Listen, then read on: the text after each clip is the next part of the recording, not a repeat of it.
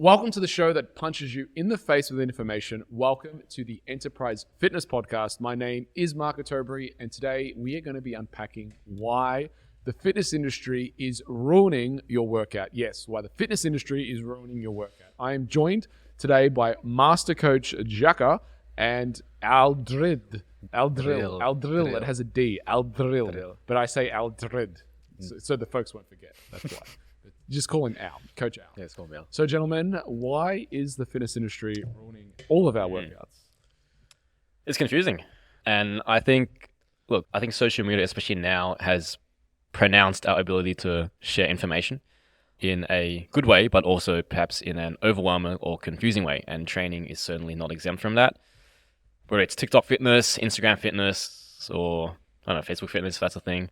I think for the fitness novice or even like the fitness intermediate, it can be overwhelming with what to actually start with or what to do and what the actual priorities are that will actually get them the result that they're after. So things that I've seen are the type of content that majors in the minors, right? The things that don't necessarily need as much attention as they do need, and not looking for or not sharing the big rocks of what actually produces good outcomes. Things like, most people know that we need to train hard rather than, say, a plethora of exercises to achieve, the most optimal bicep contraction, right? Or particular programs or emphasis on particular training styles that, again, it's majoring in the minor. So I think how perhaps, we are part of the fitness industry, of course, we're coaches, but we do our best to make things, of course, simple, but thorough and substantiated, right? Have you observed any of that online? My main problem is people just confusing like a nice body, a nice athletic body for, this guy's an authority. Yes, at some sense they are an authority, but is what they're doing necessarily Steroids. Yeah, that too. A lot of people are coming out, like who are claimed as natty, they're coming out as, hey, I actually did some performance enhancing drugs. And I'm like, yeah, no shit. But what I was saying is what they're doing, is it applicable to you and your scenario and your training age, whether that be beginner or intermediate? Maybe not. I've looked at this from two sides now. It sounds like that song by Jolene Mitchell, or whatever her name is. Classic song. But anyway, I've looked at this from both sides now, is what the song's called. Great song. Too young. Yeah, it's a bit of an old song. It's from the movie Love, actually. It's like one of the end parts. But anyway, there's a clip of her singing it as a 21-year-old and then as like a 50-year-old, and it's amazing. But anyway, I've looked at this from both sides now, and what I can tell you from training and spending enormous amounts of hours with general pop clients and then enormous amounts of hours with PT clients who I mentor, these guys have different lenses, and the PT client and the Instagram influencer is just so out of touch with who they're actually making content for a lot of the time. And there's one guy particularly in the industry who got some bodybuilding stuff that he talks about, and then fitness coaches. And he's a bit, what's the word? Not autistic. The other one, what's the other one that starts with A? Not autism. I think he's a bit Asperger's, in the sense that the way he looks at everything is as a bodybuilding purist, and everything has to fit into this. And if it doesn't fit into this, and the problem is people have learned from this guy, and he's fitting everything into a bodybuilding frame, which is fine. That's what he does. He trains bodybuilders, and he's all about the muscle mass. But then these coaches who are, 1 year in, 2 years in, they do his course, and then they try and fit everything into the same frame. And it's buddy. The 50-year-old female who's never done a lat pull down before, she really doesn't need to set up the bench on the right angle to ensure that her lat gets the maximal contraction, because one, she ain't give a fuck about her lat, right? Number one, it's not her problem. Right? She's walking around going, I have a lat deficiency. And number two, we need to teach her how to retract first, because most of the time and most of her life is spent holding a kid or doing things like this, and she's become rounded. And it's not the lat that is the deficiency, but you have these trainers, and it's not the fault of the course creator or the person who's coming up with the content. It's the fault because they're just doing them, and they have a market, and this is what they do. I teach bodybuilders how to get bigger. I teach about peak contraction. I teach biomechanics. And from a technical aspect, you go, yeah, what they're saying is correct. From an application perspective, it's fucking wrong. And I don't normally swear on this podcast, but I have to swear to make my point because it is fucking wrong. You can't apply those same methods. So one thing that I did early in my career, I was hardcore bodybuilder guy, right? Hardcore. And I had like my protein shakes and my protein shake at night, my casein at night, my hydrolyzed protein straight after my training, like 15 seconds, because if I didn't get my anabolic window, my gains were gone, shot. Right? Made sure I ate on the hour every 2 hours, and I got fat as fuck, right? Super fat, 97 kilos fat. And I didn't look very good. But anyway, point being is I did the bodybuilding thing, and then I realized, wait a minute, to a man with a hammer, everything looks like a nail. And I realized what I needed to do was get out of the bodybuilding world and go into weightlifting, and then go into hardcore how to train athletes, and then go into powerlifting, and then go into gymnastics training and movement training, and expose myself to the modalities that we call physical culture. And when I exposed myself to those modalities, because I looked at the gymnasts and go, like a physique like that, when I exposed myself to all these different modalities, what I found was I had all these tools. And then someone would come in and say, I have a bad shoulder. It's, well, I know the right tool, and it ain't bodybuilding. It's something completely different. Or, you know that mobility drill that I used in my weightlifting? If I use that mobility drill here with this client, that's what's going to unlock their hips. I think the reason why, I think the fitness industry is ruining a lot of people's workout is because, number one, I think, this is going to sound funny, but I'm going to be honest on this podcast, right? For the most part, most fitness influencers are narcissists, right? Oh, there's some controversy. I'm throwing shit on this one, right? Throwing shit at people on this one. But it's true. Most of the time, fitness influencers are narcissists in the sense that, look at it, all their pages about them. They don't have teams, they have them. It's about their own self-grandized importance. Look at my Instagram, look at my muscles, look at my ass, look at this photo, I'm wearing nothing, look at this workout, look at me. That is what the fitness industry is, and they're posting their workouts. And some of these folks have great bodies. Some of them are definitely on performance enhancers, but they have great bodies and it's sexy and it sells. And people say, I want to look like that, so I'll just do what they're doing. The problem is they're not really telling you what they're doing. They're making content that they know that you like, so you stay engaged. And it is, to me, I'm a creator that the worst thing, I don't know if you've heard of this concept called audience capture. It's where there's a good case of this with this YouTube. He was this started off as this vegan kid, he was like 18, and he would eat things in front of the camera. He just wanted to make these health videos. And then people started requesting that he would eat things and give them challenges. Anyway, now he's like super, duper, 300 pounds overweight and does all these weird eating, things that aren't supposed to be edible, I think, and does all these challenges, eats the whole entire menu of McDonald's in one sitting and kind of these type of things, and people pay him. That's a case where this guy started with his initial values, but got so caught up in audience capture of, I've lost my self of identity of who I am. And now it's actually about what does the camera want me to be so you don't get your eyes off me. And to me, that would be the worst fate of, and I think the reason why I bring that story up is because I think most of the time that's how influencers are operating in the fitness industry. It's not about the truth of the matter. It's about making sure that you don't take your eyes off me. And I will say and do whatever I need to make sure you don't take your eyes off me, including an OnlyFans page, taking more steroids, taking insulin, taking thyroid, whatever drug under the sun, even though you don't compete, it's going to shave years off your life. As long as your attention doesn't come off me, it's worth it. Thoughts on, am I speaking truth or am I crossing lines here? You are, let's say Liver King, right? Super controversial topic. I don't know if everyone knows about it that's not in the fitness world, but essentially this guy who was preaching was it Paleolithic diet? He was preaching the Paleolithic diet, just eat wholesome natural foods, eat your liver, eat your raw meats, eat your organ meats, and you will look like me. Yeah. And then what was it? More plates, more dates. I think his name's Darren or whatever his name is. Yes. Emails leaked from him, and he was consulting with him about his anabolic steroids. Was taking every drug under the sun, pretty much. But then that just comes back to my point, right? That just comes back to my point, right?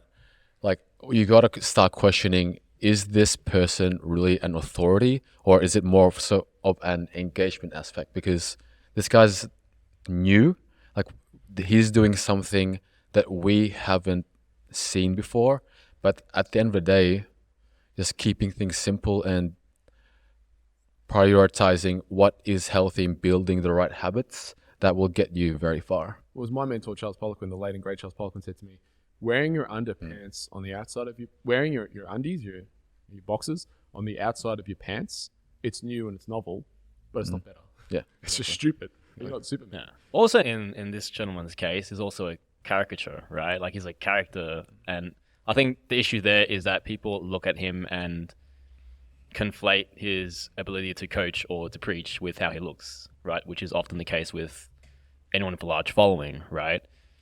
There's also the element of remaining relevant, and often in order to do that, you have to subscribe to what's trending at the moment, and a certain variation and novelty is what produces excitement in certain audiences. Well, And that's the audience capture part that also. right, and where it pertains to training is that if people are seeing the same basic things, which we know are time and tested, it's probably not going to gain as much engagement as opposed to something that is new, fresh, novel, and unseen.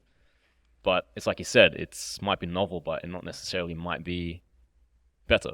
Yes, and also I think in the fitness industry there's a lot of teardown because there's only two ways to build the tallest building in town. There's only two ways. One, you tear everyone else's building down. Two is you become good enough to build the fucking biggest building in town. Now, most people aren't good enough to build the biggest building in town. Flat out. They're just not. So what's the next best thing? Just go around tearing everyone else's down. And that's most of the part. That's what the fitness industry does, is they shit on each other. And the problem with it as well is that it actually attracts more attraction to both of the followers. You saw that with Liver King, the amount of people that went after him. And they used him to tear him down in his building to then propel themselves forward because it was trending. And look, he deserved to be teared down. The guy was saying a lot of just nonsense. But at the same time, I looked at it and went, man, if you believe this guy, are you serious? Like, why would you believe anything this guy says? Clearly, he's taking anabolics. He's not just eating liver and brains and heart to achieve his physique. And if you think that, I saw it for what it was, which is information, entertainment purposes. But again, the problem is, obviously, that's me with my trained eye of doing this for 20 years, is the consumer doesn't. At some point, I see the need when people do step in and take shots at someone because his shots taken at him is misleading the consumer, for sure. Well, also, it's like, I think the most convincing lie is the one that's closest to the truth, right? And for him, a lot of what he was preaching was like, it's like the natural way to eat and move and live. And people took that as well. If it's a more natural way to live, like this is like the ancestral way as he talked it or described it, like surely there must be some veracity to all of this. And like people generally thought like this guy is legit providing good quality advice and education and he knows what he's doing. So, okay. But again, novelty. Now, what does this mean for, okay, the fitness novice or intermediate who's navigating all the social media content? Like, how do they find what's true and what's trendy? How do they find what's true? I think the way to find what's true is look at the depth of results and the years of being around. I remember in the bodybuilding space many years ago, there was this one guy that came in.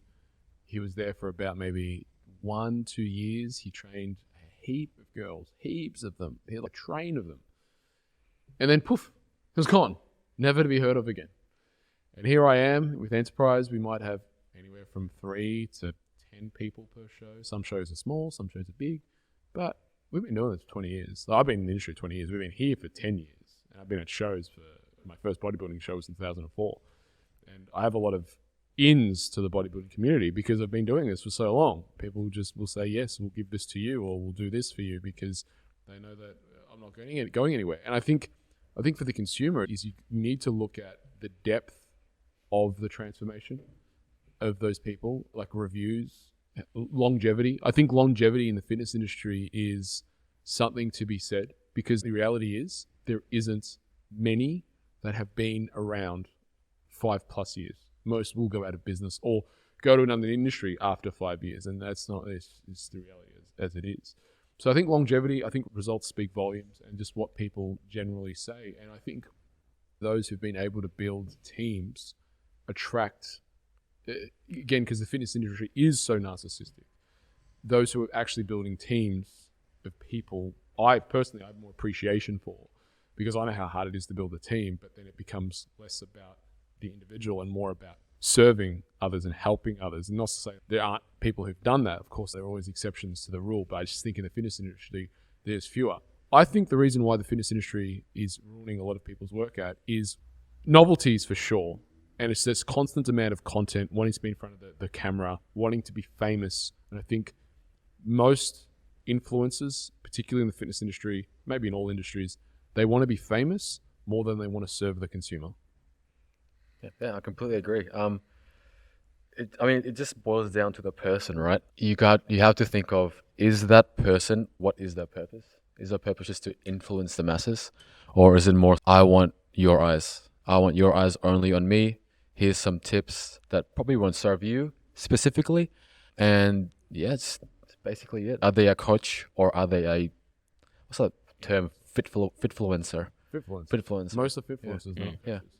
coaches. Like how many people have they actually helped? How constant is the transformations? Yeah, it's those factors, right? I think you can sniff these things out when you start asking questions.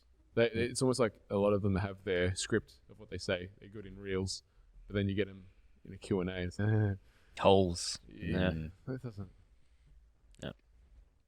I think also if, again, majoring in the minors, I think is a big one. And most people who start training or venture into improving their health need to start with the most fundamental things, right? They need to move towards whole foods. They need to move towards eating more protein, getting a consistent training and having some structure around how they're training. We know those things work exceedingly well. And the only other factor is time. Now, does someone have the patience to be in it for long enough to get the result without being so tempted by getting something faster by what's being promoted to them online, right? Because that impatience is quite a insidious thing, especially in the interest of long-term progress. And social media is definitely not encouraging patience with your training or the way you eat or this whole process entirely. It's just not as exciting. It's all geared toward short-term gratification. Yeah, fundamentally. Yes. So I think other things is there has been a lot of people who have large followings online have attracted, like there's this one guy that James always sends me memes on him. I don't, like not even memes, there's actually stuff that he does. I don't know, does he send them to you? Is this the kinesiologist? I don't know who he is, but Where does he live? US, he's US based. The messed up thing about it is he actually trains a few like quite high profile athletes. But the stuff that Is he this gets Joel into, Seedman? yeah, I think that's the one. Yeah, okay. I'm like, man, what the hell is this guy doing? Is this the one where he's, like an athlete is doing a trap by deadlift and he's just bouncing that's the one. That's the one. ball into his head? Yeah. You look at this guy. This is like videos. James sends me one almost once, twice a week, and it's just like when you think you can't get any more ridiculous, he sends me something more ridiculous. And it was the guy doing the trap bar deadlift and then got a ball and smashing him in the head with the ball. So what are you trying to do with this? I understand functional training, but that's not functional. Even for people like, we know, for example, F1 race drivers, right? Their necks are incredibly strong, stupidly strong. They're probably the strongest necks a lot of different sports. They'd be up there. And the reason for that is because they have to keep their eyes on the road and withstand G-force. And the G-forces that's created in an F1 vehicle is, when you're going around the corner at full speed, not slowing down, they're quite excessive. So you can imagine the G-forces that are being created. Your neck has to be, by virtue, very strong. And they have to be like F1 race drivers are incredible athletes, as most people wouldn't give them credit for. And in doing that, like one of the apparatuses they use is like their helmets, and they've got like hooks on it, and they put weights, and they do like all the different movements. Yeah, and, like, underrated neck training. Yeah, neck training. So we know how to train the neck. That's not how you train the neck. You don't train the neck by doing a trap bar and then smashing something into the head. But I think also, again, I think got a couple 100,000 followers. Yes. But there is a large portion of that following, if excluding everyone that follows him for intentionally comedic purposes, like who believe in what he's doing. Now, the guy's, I'm pretty sure, a kinesiologist and he's well versed academically, and people use that as a sign of credibility. But going by most of his posts, like I'm sure the guy he's a clever individual. He knows training principles, but it's probably not what he shares most of the time. What he's doing in practice is probably different to what he's showcasing on social media. Sure. If you showcase it Potentially, on social media, I'll give him the benefit of the doubt. I'm not giving better. If that's what you're highlighting on social media, I'm Yeah. like, man, fuck. But that's the thing, right? If someone's doing a bench press, let's say a famous athlete's doing a bench press, a regular trap bar, everyone's just gonna scroll up. No one's gonna care that much. But versus someone's doing a trap or deadlift, and then you're just balancing a random Swiss ball in his head, you go, oh, what is this? Maybe I need to do this. Yeah. I'll bring up this guy's name because this is punching above our weight because the guy's made millions. What's that biohacker's name? You know the one? Bulletproof Coffee. David Asprey. David Asprey? Huge. No, I haven't followed his recent content or He anything. looks pretty unhealthy to me. Right. But he's huge. He's got millions and millions of followers and so many. He's big in the entrepreneurial biohacking space. And I look at some of the stuff that he promotes and scientifically it's wrong. His books have been wildly successful. But for example, he's very big in calories and fasting and all this kind of stuff. But the way when you talk about getting to the stuff that he talks about with fasting, it's wait a minute. You're promoting having a bulletproof coffee, which you sell, amino acids, which you sell, collagen, which you sell, butter, which you sell, and the coffee, which I already mentioned, which you sell, and you have that to wake up, and that's your version of fasting. That's not fasting. That's you selling product and pretending it as a diet, a pseudo diet, as part of your plan. Look, some of the stuff that he's presented, there is some good stuff to it, so it's not all bad, obviously. But here's another one where you look at and you go, I personally shake. I know Lane Norton has taken a few shots at him as well. But there are massive influences where they have simple things wrong. I heard the other day from another massive influencer who's on Oprah, sold books on Oprah. He was talking about how every cancer, 80% of cancers is linked to diet, and specifically sugar. That's not true. It's just not true. Yes, diet plays a role, but when you say 80% of cancers, are you saying children with cancers? 80% of children with cancers are linked to their diet when they've only been around, they've only been alive for 4 years, and they haven't really consumed much sugar in their life. The stat is just when people in these positions say outlandishly stuff with no proper evidence, there is reason. I mean, it is very damaging, I think. And for the average person, they're not going to go, hang on, how do you disprove that? Yeah. I think also as a consumer or as an observer of these things online, as very curious human beings who are trying to troubleshoot our own struggles, we're always pursuing what might be the actual answer, right? Maybe it was that small thing that I overlooked, or maybe it was that other glossy detail that I also overlooked, when really it's just the big things that we're not keeping to, right? So if it's like training, it's, maybe it's because I wasn't doing that particular specific exercise this many times a week with this specific amount of reps and sets, and that's why I haven't progressed in the last year of training. I think sometimes we can look to the minor details and fixate on, okay, maybe is that actually the problem at all, right? Are we too zoomed in here and not zooming out a little bit and focusing on the big rocks again? But also as well, like when it comes to online, is people will have certain identities, even in the username, right? You might be, I don't know, keto guy, you might be biomechanics guy. And like when your message has to be that because you're that guy. And if you deviate from that message, people start to, this guy he's changing his opinion. And yeah, okay, granted there's pressure on the content creator to maintain a consistent message and they don't want to be on the receiving end of, I guess, backlash because they've changed their views. But I think that's also something to be aware of, is what identity or idea are they identifying with and promoting, and perhaps is that the limitation? Is that the scope of their advice? Are they not seeing anything outside of their own message? Can the biomechanics guy not see other factors such as, okay, there are other factors to training, right? Intensity, there's different programming styles, but that's just the biomechanics guy, right? So I think being aware, again, of fundamentally what is their ideology or identity online. Yep.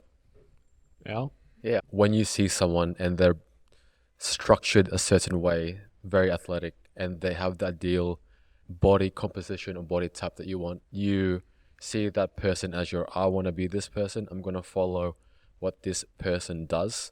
And most of the time it doesn't work because you're not that person, and you just gotta have to bring it a step back and compare yourself to yourself, have an actual coach to guide you, and simplify a few things for a consistent period of time, practicing sustainability. And is this something that you can actually do for long periods of time? I think a good way to visually maybe even wrap this up is in the 80s, you had two very prominent bodybuilders, Arnold Schwarzenegger and Mike Mensa, and they came from two diametrically opposite schools of thought of what they promoted. Arnold Schwarzenegger promoted the volume, lots and lots of training, lots and lots of volume, not really taking everything to failure, but there were sets, obviously. He trained hard, he trained like a beast. And then you had Mike Mensa, who took everything to failure, and what he promoted was that one set, peak set, where you leave it all in the gym and that's it. And out of this really bore two different approaches to training. One was volume driven, one was load and intensity driven. And from that, I think it was Tudor Bompa who wrote about you have variation, load, volume as your key factors inside of your training. And I think the problem is people usually identify with one of these as being the driving forces. Is I'm the volume guy, I'm the intensity guy, I'm the variation guy. And the truth is everything has seasons. What often builds your physique to a certain level is not the thing that's going to build your physique to the next level. And I can say this from experience. I used to do and be able to do an enormous amount of volume at a fairly high load. Now I can't sustain those loads as much, so I need to rely much more on variation and volume rather than load, if that makes sense, because now that I have the capacity and the strength, I have enough strength to really hurt myself. So when I do something for too long, I can really hurt myself with the loads that I'm able to push, whereas to build that, the loads weren't as heavy, so I could recover much, much faster, and I was just, let's volume this thing out, right? So in saying that, unless you have someone, as you said, a coach in your corner, able to guide you on where you are at specifically, and obviously that comes experience. You're not going to get someone like that just anywhere. You need someone who understands the game that they're in and they're not attached. And I think that's probably the key thing that I would say is if you are learning and looking from people to learn from, you want to learn from people who aren't attached to it has to be this way. Because unless you want to go on a keto diet for the rest of your life, go to the keto guy. That's what the keto guy will teach you, is how to go on a keto diet. But if you want to be able to expand those things and someone who understands keto and what the application of it, because there is an application for keto in specific, very specific, like epilepsy, which we've spoken about before, certain gut issues, but you don't want to identify as any of those things. You want to see these as tools for what they are. You want to see the people online for what they are, for what they're promoting. Part of it is, and I say all the time to people that Instagram and social media is people's highlight reels. And often what we do is we compare our backstage shit of all the stuff that happens backstage, the whatever not coming in time, all the problems that you have, the day-to-day running around, being late for an appointment, whatever it may be, right? All the crap that happens day-to-day in your life, we compare that to people's highlight reels of that 15 minutes when they're on stage where they shine. They got that one photo that was airbrushed where they looked at their peak, and then we look at ourselves in the mirror, we're in development, and we compare all the crap to that. That's not a fair comparison because people are only curating the experience, and we want to keep that in mind. We want to look for people who do produce results. Final thoughts, or where can people find you? No final thoughts. You can find me at Aldril_Enriquez in Instagram. Instagram too, Coach Jaka. Well, thank you for joining the conversation. My name is Marco Toby. I'm the owner and founder of Enterprise Fitness, and I'm the author of the Enterprise Diet. If you want more about our philosophies, systems, methods of how we get the results we do at Enterprise Fitness, check out my book at enterprisediet.com. If you want to train with us here at Enterprise Fitness, go to Melbourne Personal Trainers and hit us up. And of course, we love teaching. We love sharing with you information. If you've enjoyed this podcast, send it to a friend, leave us a review, and make sure you subscribe. Till next time, friends, train hard, eat well, and supplement smart.